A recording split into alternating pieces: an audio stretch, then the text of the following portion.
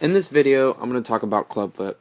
Clubfoot is also known as talibius equinovarius. It is a general term used to describe a range of unusual positions of the foot.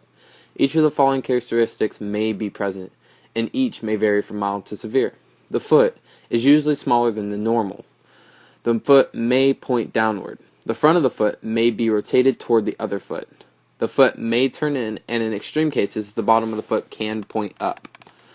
Most types of clubfoot are present at birth. Clubfoot can happen in one foot or in both feet. In almost half of affected infants, both feet are involved. Although clubfoot is painless as a baby, treatment should begin immediately. Clubfoot can cause significant problems as the child grows.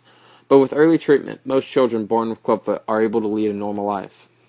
There are a few causes of clubfoot. In some cases, clubfoot is just the result of the position of the baby while it is developing in the mother's womb. But more often, clubfoot is caused by a combination of genetic and environmental factors that is not well understood. If someone in your family has clubfoot, then it is more likely to occur in your infant. If your family has one child with clubfoot, the chances of a second infant having this condition is increased more. Clubfoot present at birth can point to further health problems, because clubfoot can be linked with other conditions such as spina bifida. For these reasons, as soon as clubfoot is noticed, it's important that the infant be screened for other health conditions. Clubfoot can also be a result of problems that affect the nerve, muscle, and bone system, such as stroke or brain injury. What are symptoms of the clubfoot?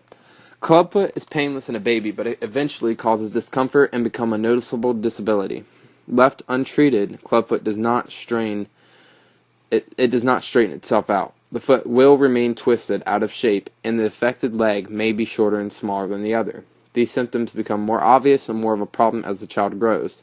These are also problems with fitting shoes and participating in normal activities during the day.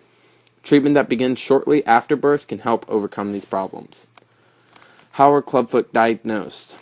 Ultrasounds done while baby is in a womb can sometimes detect clubfoot. It is more common for your doctor to diagnose the condition after the infant is born, though, based on the appearance and mobility of the feet and legs, in some cases, especially in clubfoot, it is due just to the position of growing baby. The foot is flexible and can be moved into a normal, or nearly normal position after the baby is born. In other cases, the foot is more rigid or stiff, and the muscles at the back of the calf are very tight. How is clubfoot treated? When treatment for clubfoot starts soon after birth, the foot grows to be stable and positioned to bear weight for standing and moving comfortably. Non-surgical treatments such as casting or splinting are usually tried first. The foot or feet is manipulated into the most normal position possible and held in the position until the next treatment.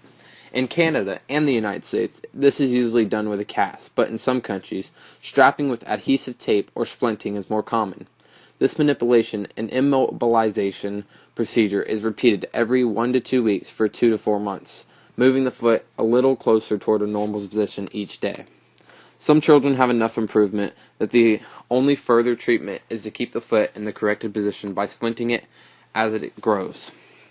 The two common methods of manipulation and casting are the traditional and the Positi methods. In the traditional treatment, one position of the foot at a time is treated with manipulation and casting. Usually the inward direction of the foot and front of the foot is corrected first. If the foot is not responsive, major surgery is performed to further straighten the foot. In the Positi method, two problems with foot position are corrected at the same time. Toward the end of the series of casting, if the whole foot is pointing towards the baby, then the Achilles tendon will tend to tighten up. This is usually an outpatient procedure. The Positi method works well if it is started right away and if the doctor's instructions for bracing are followed after casting is finished. It helps at least 90 out of 100 children who have clubfoot. If a few months of progressive manipulation and immobilization don't move the foot into a more normal position, your child's doctor may suggest surgery.